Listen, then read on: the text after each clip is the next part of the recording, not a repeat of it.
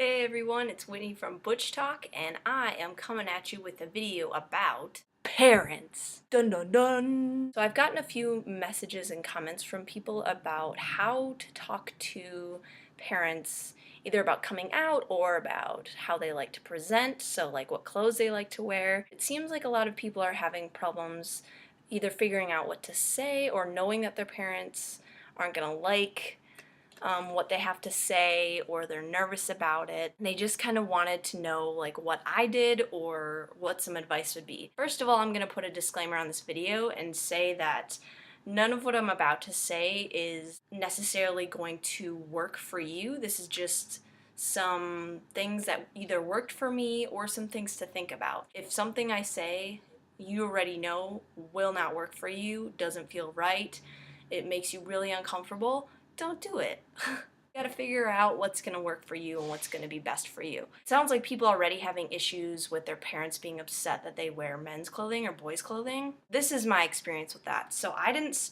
cut my hair and start wearing like all men's clothing until I was already outside of the house, so after high school. That ended up working best for me because I felt like I could do whatever I want. I wasn't under their supervision anymore. I had a great community and people to surround me that loved me and cared about me no matter how I was presenting, and that just felt the most safe for me. The people that have messaged me, a lot of you I feel like maybe might be in high school, and that's a little bit harder because you're still under their roof. Yeah, that's definitely tricky because it's the constant battle, I would assume, if your parents aren't okay with it and your parents, would rather you dress more feminine. That would be a huge stressor. It's hard, like, living with that. My mom wasn't super all about me wearing masculine clothing when I first started doing that, and she definitely didn't like my hair this short at first, and she did come around. She is awesome about it now. I actually have plans to have happy hour with my mom tonight. Proof. If your parents, both your mom, your dad, or just your mom or just your dad, is not okay with the way you're presenting right now, I'm not saying that in all cases it will get better. I'm just saying for me it did. It took time. It took years for it to be something that I can now just talk about more openly. If there's a different family member, like an aunt or a cousin or something that would be supportive, reach out to them, or friends of yours from school or sports or whatever that you can reach out to that you think would be supportive. Reach out to those people because yeah, you definitely need some support. If those aren't all options, I would say seek out a counselor. I'm a big advocate of counseling. I've been to counselors before, even when you're not in a really tough situation, just to have another ear to talk to. I think they're a great resource.